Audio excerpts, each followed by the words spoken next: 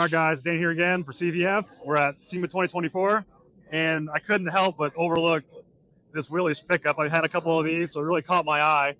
Never seen anything built like it, so we reached out to Aaron here. You're the owner of the truck, right? Correct. Then we've got two builders, Cody and Chris, and so they're going to give us a little walkthrough and tell us all about it. And before we go too far, I thought ASI9 was maybe a company that you owned. What's it mean? Yeah, the big thing with this is, so when we're building this, just a really quick history is the idea started about 10 years ago. Yep. About 5 years ago, Cody and I started talking about it, trying to find builders for this. And yep. Anyways, because Cody does all the motor work and does an amazing job. We found Chris for the fabricator side. But anyways, to get to that process to there, when I started building this, I was calling it Frankie with my brother just because it's a Frankenstein of a hot rod and an off-road vehicle, right? So trophy truck.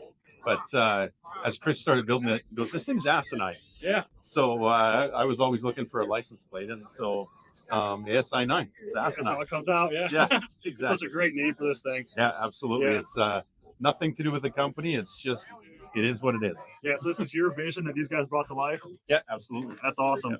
Let's start with the suspension and stuff. You said you built the frame, right? Yeah. And done everything. So take me from the front, kind of work me through what goes on here.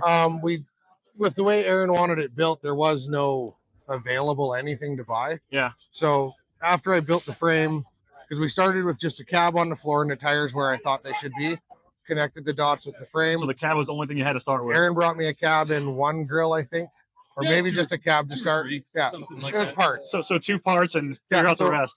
Just put the cab on the floor of the shop, set up the tires, and just stood back to see where the wheelbase should be. Yep. And then built the frame. Tried looking around for an axle, but Aaron's going to run this thing hard, so it had to be built right. Yep. So I ended up using 87 F250 outer knuckles off of a two-wheel drive. Okay, nice. So it's got dual piston brakes, heavy wheel bearings for the weight of the tire. Yep. And then we just custom built the axle out Nice. of tubing. I had a buddy of mine weld it up because he's a licensed welder No in kidding. case of issues. And then, two-link front and rear with a basic SS7 bags in it. Yep. Rear suspension's the same, two-link with a Conrad bar and airbags. Nice. Like, it's very simple, heavy setup. Like, it's all 2x2 square tubing, quarter-inch wall, so that Aaron can do whatever he wants. Nice. And it's not going to break. Like, all the steering was a mathematical, it should work. And then when we put it together, it works just fine. So Well, the good. math worked out well. Yeah, it wasn't beer math. You actually were using tape measure. Actual math. Okay, good. And figuring out how far out the radius arm had to be so that it wouldn't swing in and out of the bag mounts and still provide enough leverage to steer it. Because there's no power steering, no power brakes. Yeah. It's all manual. All manual, everything. Yeah, it's pretty wild. It's super simple, but at the same time, there's like so much to see as you're looking at it. Simple makes it reliable. Exactly. So then, Cody, why don't you tell me a little bit about the motor and how you built this? It's a crate Chevy Performance 502. Yep. I went with the Edelbrock high tunnel ram, dual Edelbrock cams. Got a Tremec T56 Magnum tranny center force clutch. 14 bolt rear end. Nice. Super simple once again. Yeah. Just, all mechanical, works well, nice and easy. We got the CVF. All your guys' product on it, the racing, just super simple. We were gonna go with power steering and kind of do a hydro boost, but just went straight alternator and everything works really well. Simple, keep it working Nice right. and clean, What do you think you're making for horsepower? It's rated at 550. Okay. I haven't really had a chance. That's to a test fair it amount out, to make this but thing buggy. Yeah, I think it'll be just fine for probably the 3,000 odd pounds it maybe weighs. Yeah, right. Yeah, as big as it looks, it probably really still pretty light, right? Yeah, we haven't weighed it, but I don't think it weighs a whole lot. Yeah, probably 3,200 pounds. Half the weight's probably tires and axles. Yeah. And the frame. Like, the frame was built heavy. Yeah, built stout. Yeah, see, it looks like it's all box tube. Yeah, it's all 2x4 rectangular, 3/16 wall. Awesome. Let's open a door and check out the interior and kind of walk you through that real quick. So as we're first looking at this thing, super simple. Obviously, you don't need much in here. So tell me what's kind of the inspiration for like the seats, how you're going to be finishing out the floor and the interior. The seats are just honestly a necessity. Aaron's thing from the get-go is he wanted to have room to run a stereo behind it. So I went something narrow. We're going to do, I believe we're doing leather pads, bottom and back, just so Aaron can be comfortable. Cody did all the plumbing that is floating on the console for all the airlines. Nice. When we did the air ride setup, it's literally 4 toggle valves. Oh, no so kidding. It's air in, air out. They can never mess up. Nice. Right? It's simple. Yep. Cody's going to finish it all out in the decking here. Yep. Willwood pedals. Yeah. Like, it's all simple stuff here. The dash will be finished out, all stock instrumentation. Yep. Trigger Industries is going to build us 2 covers for where the glove boxes used to be. Yep. Something nice, something billet. It's a very simple setup. Nice. I see you got a man pedal. Yeah. What transmission? T56. Oh, okay. No kidding. Yeah. Nice. Yeah, this is gonna make it that much more fun to drive. You can't build a hot rod with an automatic. You're right. It's not right. No, they just don't drive the same. They don't have the same soul. And they don't scare you as easily. There's that too.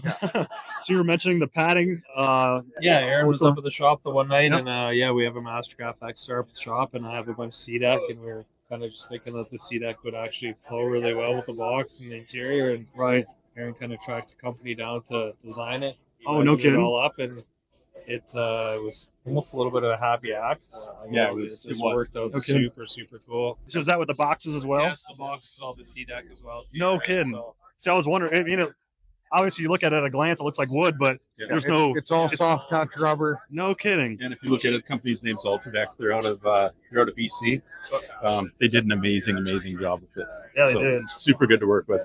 It looks pretty incredible. So I'm guessing the floor is high because it's notched that high too. Yeah, I've got a 22-inch step in the back of the frame on this thing. So this, like, the frame is about 2 inches lower than this. Okay, nice. Yeah. And you were saying you built the whole box too on this truck, right? Yeah, Aaron supplied me with a factory Willys box. Yep. About the only left factory Willys is the sides. Yep. When I built it, I put it on. I didn't like the way the top lip and the rail size was fairly small diameter. Yep. So I stepped it up a 1/4 inch there and then laid them flatter. Yep. So it laid out with, the whole goal was that it was a flat plane right across from the tire box. The sides are original. We built the steps on the bottom. Nice. Did a valance on the back here with a chase light hiding in it. Nice. And then Aaron supplied me with a repop tailgate, but they don't come with the Willys emblem in them. Right. So we pulled that out of an original tailgate. Oh, no kidding. Put And that in wrapped it here. Yeah. Oh, I can't believe. That's impressive. Thanks. How many hours are into that alone? Yes. Yeah. Yeah, the Exactly. single panel. Yeah. Side, right? Yeah. It was interesting as we were building this. Chris said to me, "You got to find an original tailgate, like an original box. I'm gonna put a flat deck on here, but finding an original box is almost impossible." Yep. Found one down in Montana, which is it was a 9-hour drive for me. Yeah. And pay $3,500 for a box and bring it back, and Chris chopped the shit out of it, and This is what you end up with.